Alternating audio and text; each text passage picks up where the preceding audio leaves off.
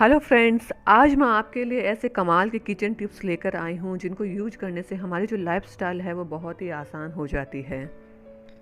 सारे kitchen tips है वो एक से बढ़कर एक है और रोज़मर्रा की ज़िंदगी में काम में आने वाले किचन टिप्स है। अगर आप इन्हें ध्यान से देखेंगे तो यकीन मानिए कि आपके लिए बहुत ही मददगार साबित होंगे। हमारी सबसे पहली दमदार टिप है माचिस को लेकर के है। सर्दियों के समय में हमें समस्या आती है या बारिश में हमें समस्या आती है कि सीलन आ जाती है और माचिस जलती नहीं है। इसके लिए हमें एक इस तरह का डब्बा लेना है। प्लास्टिक का डब्बा ले सकते हैं, एयर टाइट डब्बा ले सकते हैं और उसके अंदर ये माचिस भर दीजिए जिससे कि इसके अंदर हवा बिल्कुल भी ना जाए।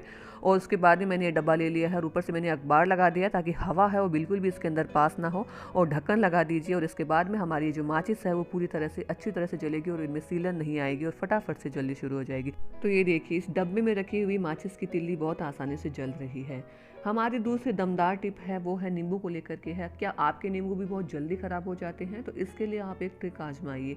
नींबू ले लीजिए और उसके ऊपर सरसों का तेल या फिर कोई भी तेल है वो रगड़ दीजिए, अच्छे से लगा दीजिए, सारा नींबू के ऊपर लग जाना चाहिए। और उसके बाद में आपको एक डब्बा ले लेना है और उस डब्बे के अंदर है वो सारे के सारे नींबू है वो इस तरह से भर देना है।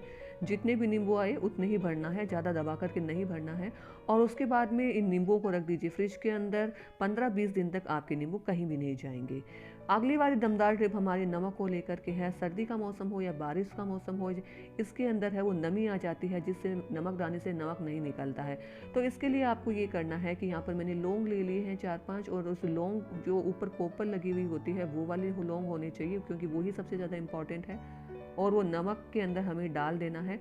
इससे ये होगा कि ये जो लौंग है वो इसकी नमी सोख लेंगे और पूरी तरह से जो हमारा नमक है वो बिल्कुल ड्राई हो जाएगा। तो जिस नमक दानी में हमने वो लौंग डाले हैं उस लौंग ने पूरी तरह से इसकी नमी सोख ली है और अब आसानी से ये जो नमक है वो इससे निकल रहा है। तो ये देखिए, यहाँ मैं आपको दिखा रही हूँ कि नमक है वो अब आसानी से निकल रहा है। और दूसरा एक तरीका ये भी है कि नमक के अंदर थोड़ी सी चावल डाल दीजिए। तो चावल भी क्या करते हैं कि जो नमी होती है इसके अंदर उसको पूरी तरह से सोख लेते हैं जिससे कि नमक हमारा ड्राई हो जाता है। जब भी हम नमकदानी में नमक भरें तभी इसको डाल दीजिए। हमारी अगली शानदार वाली ट्रिक है इस हॉट केटल को लेकर के है। सर्दियों के मौसम में ये हॉट केटल है वो सभी के घर में होती है क्योंकि इससे फटाफट से पानी गर्म हो जाता है। लेकिन ये बहुत टाइम से हम यूज करते रहते हैं ना, तो ये देखिए पानी नीचे जम जाता है। तो इसको साफ़ करने का एक बहुत ही आसान तरीका है। हमें लेना है थोड़ा सा विनेगर और विनेगर के अंदर डाल देना है आधा चम्मच सोडा। विनेगर और सोडा दोनों मिल करके इसको क्लीन करने में मदद करेंगे। तो ये देखो रिएक्शन होना शुरू हो गया है और इसके बाद में हम इसमें डाल देंगे थोड़ा सा पानी। और पानी डाल करके इस पानी को हम थोड़ी देर के लिए चला देंगे जिससे कि पूरी तरह से गर्म हो जाए और थोड़ी देर के लिए इसको रहने दीजिए, यानी कि आधा पौन घंटे तक इसको है वो यूं ही पड़े रहने दीजिए जिससे कि जो नीचे जितनी भी गंदगी जमी हुई है, पानी की जमावट है वो पूरी तरह से ढीली पड़ जाए, पूरी तरह से निकल जाए। और इसके बाद में बीच बीच में से इसको हिलाते रहिए ताकि ऊपर से जो भी गंदगी लगी हुई है पूरी तरह से साफ़ हो जाए। तो ये देखिए पहले से काफ़ी ये क्लीन हो चुकी है और पानी भी आप देख रहे हो बिल्कुल पूरी तरह से काला हो गया है। इतनी जो गंदगी है वो इसके अंदर जमी हुई थी वो पूरी तरह से साफ़ हो रही है।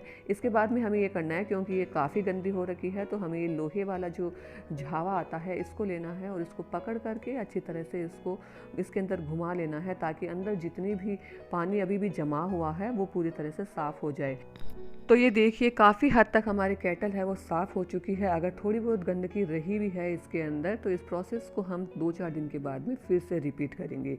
और लेकिन हमें एक ध्यान में इस बात का रखना है कि ये केटल के अंदर का जो नीचे का हिस्सा है उसके अंदर पानी बिल्कुल भी नहीं जाना चाहिए क्योंकि अगर इसके अंदर पानी चला गया या नीचे वाले के अंदर पानी चला गया तो इसमें करंट आ सकता है। हमारी अगली शानदार वाली जो टिप है वो है बिस्किट को लेकर के है।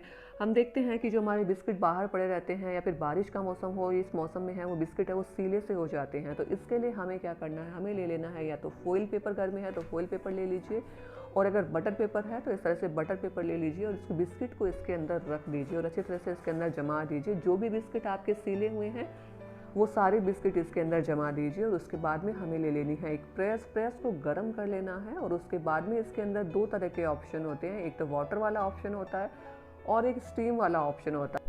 प्रेस का टेम्परेचर हमें नॉर्मल रखना है, बहुत ज़्यादा गर्म इसको नहीं करना है।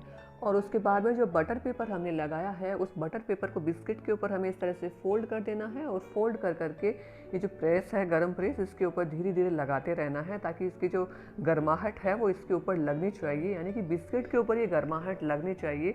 और आप देखेंगे कि थोड़ी सी देर के बाद में ही जो बिस्किट है वो थोड़ी देर में तो सीले रहेंगे, लेकिन थोड़ी देर के बाद में है ना बिल्कुल पूरी तरह से ड्राई हो जाएंगे और बिल्कुल नए के जैसे हो जाएंगे।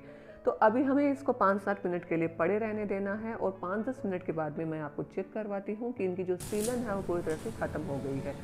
तो ये देखिए, इसमें पूरी तरह से एक आवाज़ निकल के आ रही है, जैसे एकदम कुरकुरी बिस्किट के अंदर आवाज़ निकलती है, वैसे ही आवाज़ इसके अंदर निकल करके आती है। तो ये वाली ट्रिक बहुत ही अच्छी है। आई होप कि आपको ये ट्रिक पसंद आएगी। हमारी अगली शानदार वाली टिप जो है वो है पैड को लेकर के। पैड तो हर किसी के घर में होता ही है, लेकिन इसका यूज करने का तरीका थोड़ा अलग है। अगर हम इसको इस तरह से यूज करेंगे तो ये बहुत ही आसान एक ट्रिक बन जाएगी और ये हमारे बहुत काम की भी होगी। तो पैड के जो किनारे हैं वो इस तरह से पूरी तरह से हमें काट देने हैं और इसको बिल्कुल प्लेन बना लेना है, यानी कि इसकी जो गोलाई वाला पार्ट है ना वो पूरी तरह से काट देना है और इसको बिल्कुल सीधा सीधा बना लेना है। उसके बाद में हमें लेनी है फ्रिज में जमी हुई बर्फ़ और बर्फ़ के ऊपर ये रख देना है और बर्फ़ का गोला भी इसके ऊपर रख देना है। और आप चाहो तो इसका सीधे ही आप फ्रिज में भी रख सकते हो, उससे भी पूरी तरह से ठंडा हो जाएगा। तो इसके बाद में मैंने फ्रीजर खोल लिया है और फ्रीजर के अंदर मैं इसको काफ़ी देर के लिए रख देती हूँ। इससे ये होगा कि जो बर्फ़ की जो बर्फीली हवा है ना वो पूरी तरह से इसके अंदर चली जाएगी और पैड बिल्कुल से ठंडा हो जाएगा, मतलब वैसा ठंडा हो जाएगा जैसा कि ठंडा हमें चाहिए।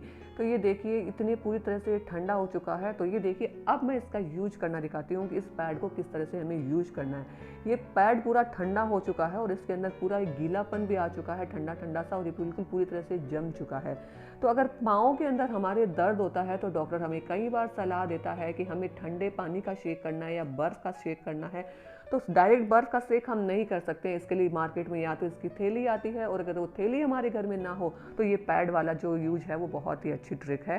तो इसके लिए पैड ऊपर लगा लीजिए और ऊपर से क्लिंग रैप से उसको रैप कर दीजिए और ये ठंडक वाला एहसास पूरा करवाएगा। और ये बहुत ही अच्छी ट्रिक है और बहुत थोड़ी देर के बाद में हमें बहुत ही पेन से रिलीफ मिलेगा। तो आई होप कि आज की सारी ट्रिक्स आपको पसंद आएगी।